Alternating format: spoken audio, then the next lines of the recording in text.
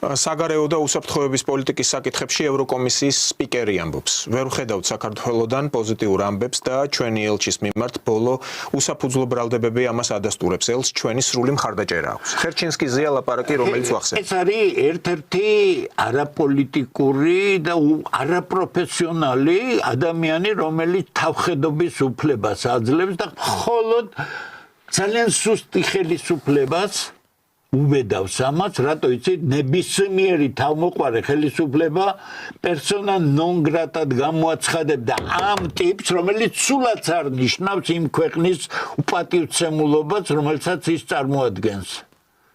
მიუყარო უნდა 24 საათი მისცე უფლება, რომ 24 საათში აიკრა აქედან გუდა ნაბადი და უნდა თავისი ბარგი ბარხანა უნდა დაუყარო თვითმფრინავის ტრაპთან და თუ არ წაეთრება ძალით უნდა წაათხოვო. აძლევენ საადროს. ვინ შეურაცხყოფას აყენებს თელ ქვეყანას. რაღაც ჩამენშევიკებს დაემსგავსებიან და მერე მოდიან და მოძღვრავენ ჩვენ. არის ნეოლიბერალური საზიზღრობით გაჟღენთილი ადამიანი, რომელიც არანაირ პატივისცემას არ იმსახურებს. მაგათი უტევინო 30 წლიანი საქმიანობის შედეგია თუ რა გამოზარდეს საქართველოში. აი, ეხლა პროტესტანტების თავარი ნაწილეობა მოტყუებულ ახალგაზრდებს არ ვათვლი იმათთან.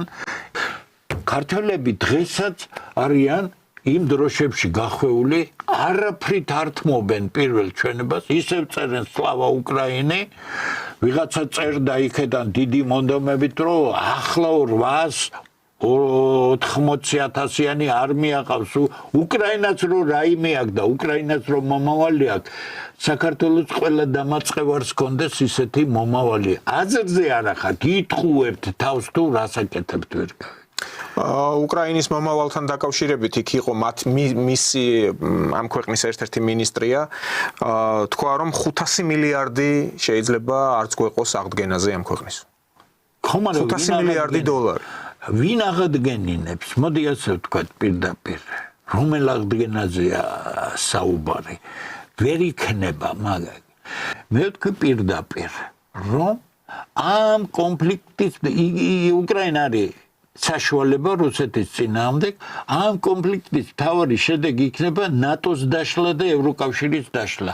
იმიტომ რომ წლებია ჩანს და ამას ვიძახით თქვენ გადაცემაში სხვაგანაც რომ სამყარო იცვლება. შეიცვალა ყველაფერი.